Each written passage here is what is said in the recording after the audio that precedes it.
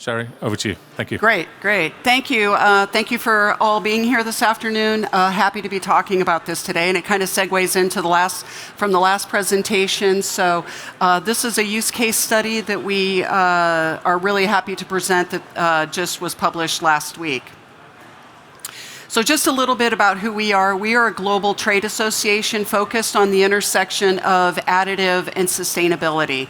So we're really working to understand where additive is and is not more sustainable and be able to promote that for better manufacturing practices. So that's our mission. And really our overarching goal is to increase acceptance and adoption of additive by understanding and leveraging the sustainability potential. So this just talks a little bit about what we do within our organization. Our members span the entire manufacturing ecosystem of AM, so everything from source materials, printers, software, through to the end users who are using additive to achieve business objectives. I kind of separate the industry into two sections. There's the technology developers and the technology users, and our membership spans all of that. And these are just some of the ways we engage our members. Use case studies, research projects like I'll talk about here in just a minute, collaboration, working groups, that sort of thing. And our membership is about roughly 45% North America, 45% Europe, and then the rest Asia and around the world. So as we promote or work on these research projects, these are really sort of what we're trying to identify. So if we're thinking about in terms of increasing an acceptance and adoption of additive, it's not enough to talk to manufacturers and say, well, we think it's better, we think it's more sustainable, we think it'll use less energy. It's important for those things to be quantified. So as we do our research, we're really looking to understand that better. It's transparent, independent, objective research, right? We're not somebody selling anything, so we're not putting out a report that says our product is awesome. We don't have a product. Really, I guess sustainability would be our product. And so as we put these projects together, we want to have a very well-defined scope. We work with our member organizations on these projects and quantify the impacts. We work with respected researchers, whether that's in academic institutions or consultancies. And then we want to release the findings. There's no point in doing this work and keeping the information to ourselves. We want to be able to share it and really have an impact on the ecosystem. So this is just a quick rundown of some projects we've done so far. We're about a 4-year-old organization, so we're just getting the first projects out. The first one looked at powder bed fusion compared to machining for a part. We looked at the production of the part and then this lightweighted part on an aircraft and its impact on fuel. Recently, we put out another project looking at binder jetting versus casting for an industrial component. We saw a 38% reduction in CO2 emissions for the production of that part. Project 3 is what I'm going to talk about today, so I'm going to skip over that for now. Our next one, these two will be coming out right after the beginning of the year in the spring. One looking at alternative metal feedstocks.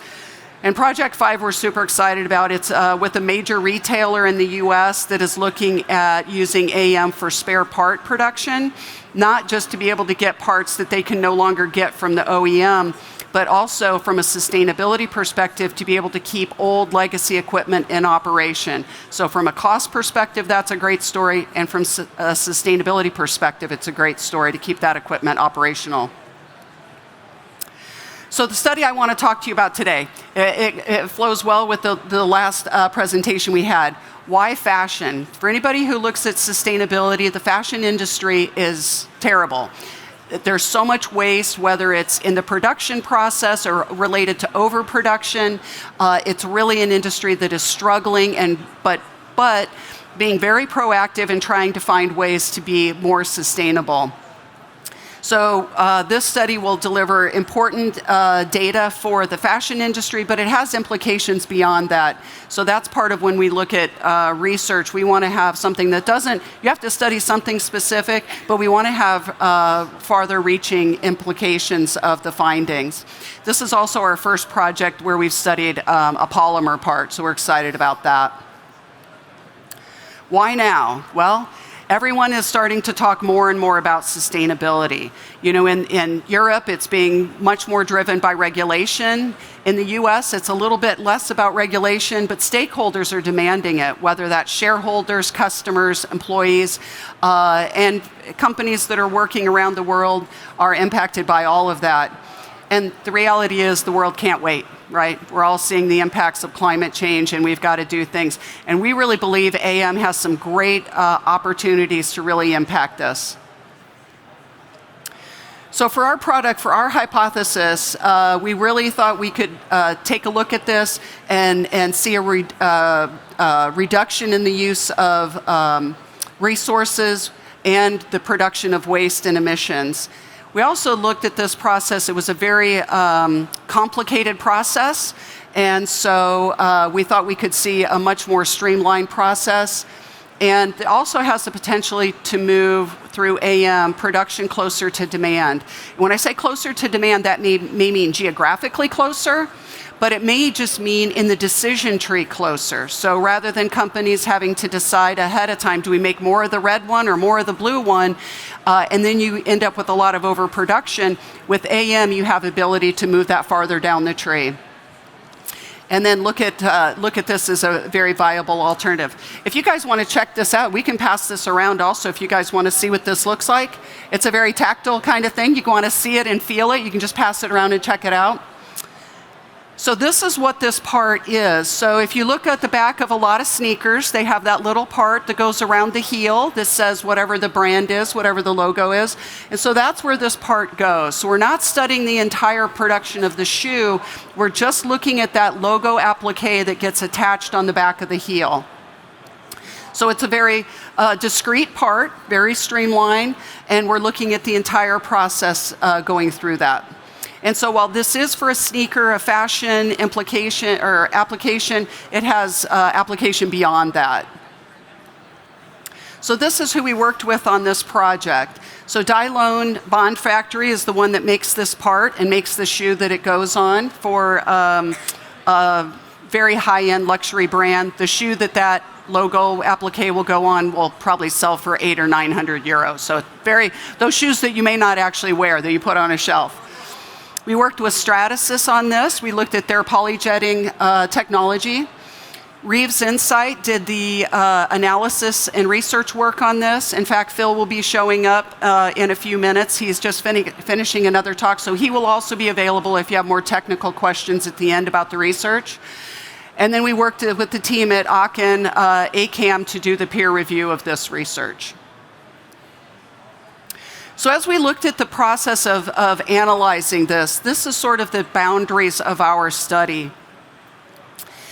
So we wanted to look at cradle to gate analysis. So it's just to the gate of this component. It's not, like I said, it's not looking at the entire production of the shoe. As we looked at the boundaries of this, sort of once we got to the end of that applique being produced, from that point forward, whichever process, everything was going to be the same. So that made sense for us to end our study at that gate. The analysis we did was for 16,000 of those logo appliques, which would be for 8,000 pairs of shoes. And like I said, primary analysis metrics were air, water, and land emissions. So we looked at the inputs of energy and raw materials, and then the outputs, air, water, soil, solid waste, products, and co-products. So as we went through and compared all of those items. Now, the traditional process is very involved. It has something like 14 steps. That little applique in the traditional process has many, many layers of adhesive, of substrate.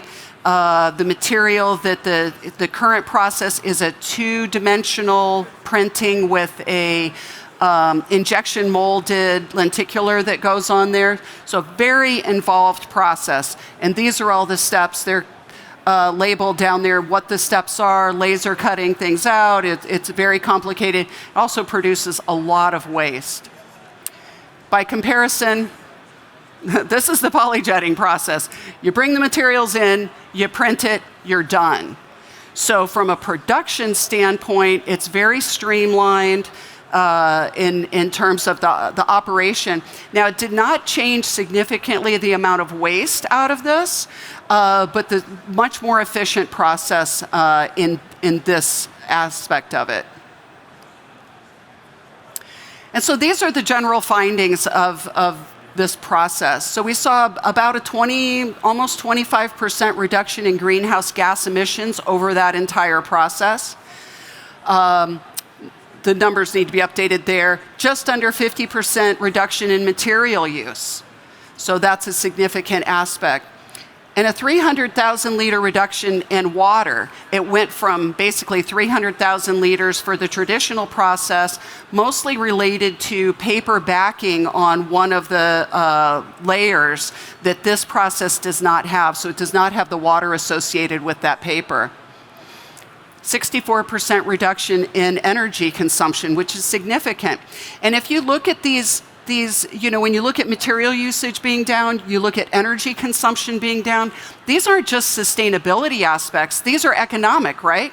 If you're saving money on energy, you're saving money on materials, you're not producing waste that you have to pay to do something with, those are both economic drivers and sustainability drivers. So, sometimes people think of those two lines as being crossed. We see that quite often, especially in AM, that those things track together.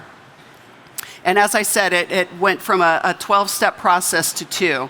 So very streamlined from a very labor-intensive process.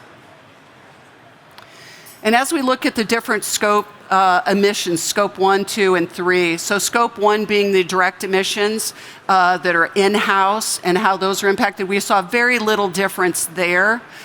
The energy is where we started to see a big difference because all of these layers of thermal bonding and laser cutting that are eliminated in the AM process are very energy intensive. So we're seeing a significant drop there.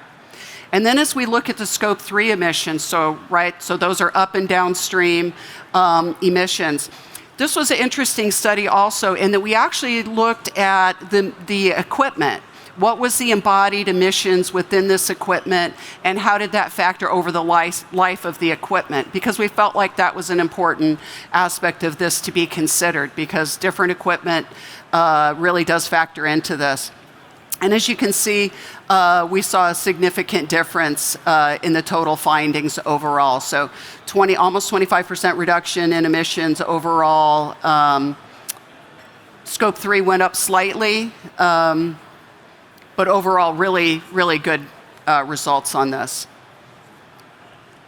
And this is an impact, from the Stratasys perspective. So Stratasys is one of the founding members of our organization, and they are very committed to finding more sustainable methods. And it was interesting, too, through this process of doing this research, as we identified areas that maybe could be more sustainable, those are areas where really in all of our members, as they work on these projects, it highlights areas, sort of the hot points, where they can do more work and become more sustainable in their processes and their products as well. And I know Stratasys is working with these results. So not only the end user of this component, but the Stratasys and the other partners involved are doing the same thing. So as we look at additional projects that we launch with our members, so our members participate in this. Sometimes they come to us with a use case they want to study. It's usually those use cases that they talk to everybody about already that explain the use of their technology. And we look for interesting ones that we think, again, will have transferable findings for other application and really highlight both where additive is better and worse. We really have to understand the complete story. You can't just sort of cherry pick the information. You really need to understand the entire use case. And so these are some of the other areas that we're looking at, both within the actual AM design and manufacture, but also the broader business implications of what AM can bring to a business, right? It's not always just that part for part comparison. Sometimes it's what does this part enable? One example I use for that, if we think about a future with electric flight, there probably will not be electric flight without additive manufacture to redesign and lightweight parts. So at that moment, it won't be about the carbon footprint of printing the part. It's what is this part enabling? And so understanding that bigger picture view of additive is going to be really important in evaluating it. If you're just looking at a very narrow aspect of comparing traditional to additive manufacturing, you may really be missing the story. I often say to people, I don't have my phone right here on me, but if you're comparing your iPhone to your landline phone based on how well it makes phone calls, guess what? Your iPhone doesn't make that good of phone calls. But if that's what you're evaluating your iPhone on, you're really missing the story, right? There's so much more it does for you. And additive manufacturing is the same way. We really need to understand the big picture to properly evaluate it and understand. These are our members that are making this research possible. They're all contributing and working together and collaborating. They're looking for opportunities to work together because they understand there's more value in working together than just competing on this. There's so much potential in this market that they understand, let's work together and grow this together. You can find this research if you would like to download it. You can go to our website, amgta.org, and download the executive summary of that. You can also find our other research projects that we have published, and we will continue to publish more. If your organization is interested in becoming a member of the AMGTA and joining us in this work, we would love to have you. There's so much good energy around, the innovation around AM to begin with, and then you add sustainability on that, and it's just a very positive environment, and we're seeing big impacts and really potential sustainability impacts around the world. And with that, I will end, and if anybody has any questions, I'd love to talk about it.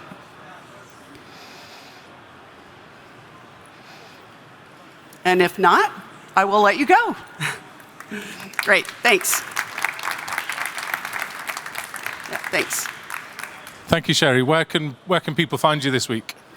I will be around, and you are welcome to email me here, message me on LinkedIn, and if you'd like to talk, I'm here all week, so yeah, let's get together. And the report, where can we get hold of the... Yeah, go to amgta.org. You can download all of those reports there. Perfect. Perfect. Thank you very much, Sherri. Great. Thanks, James. Thank you, everybody.